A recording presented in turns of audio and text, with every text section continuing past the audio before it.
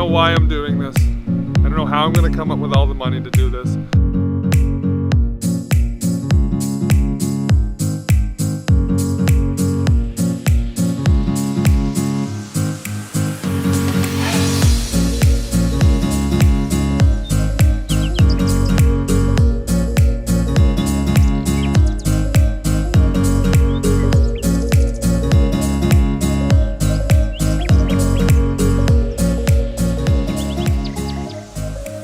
I've got 46 machines and a couple properties that I can burn to the ground to pull this off. I'm truly amazed on how nice the soil is on this property. The whole property is covered with this material. 50% peat, 10% sand, a bunch of black soil compost. Wow. I've got at least 25 machines that we can just burn away, dump the money into this, and just make baskets and baskets of fields and fields of material, or food, sorry, it's material to me in this. I have no idea what I'm doing farming wise. I like no idea. I've always killed everything that I've ever tried growing. So this has been a pretty productive last couple days. We've got a lot of stuff done on the farm. We've got the water up and running really well. These buildings here, we've popped up to this stage, one-man army in 3 6.5-hour shifts.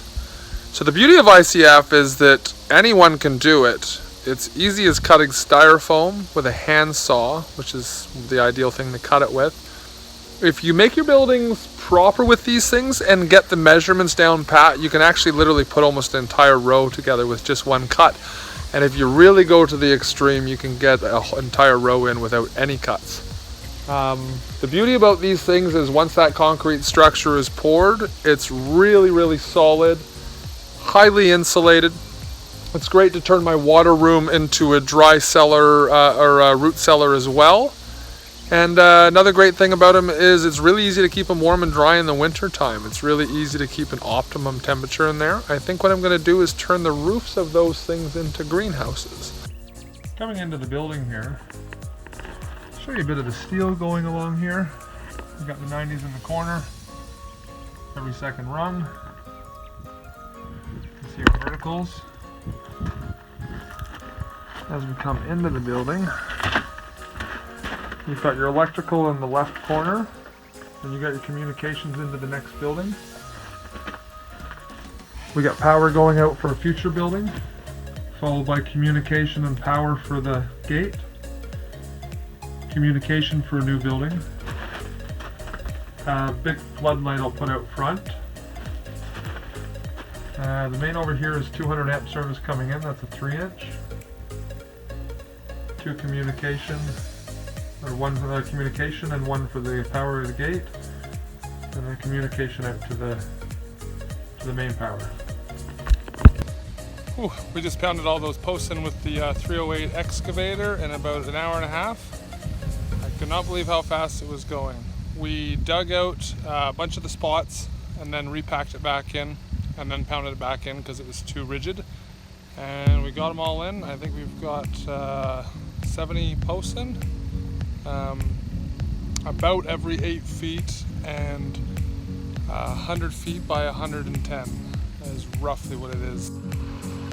Day 23, we're finally finishing final prep on about 100 by 75.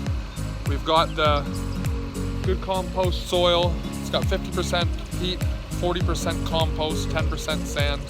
I decided not to mix the fish compost in quite yet. I've got 2 piles over there of 20 yards, so I got 40 yards sitting over there. I'm gonna create my own soil with that because it is a compost and we got such good soil.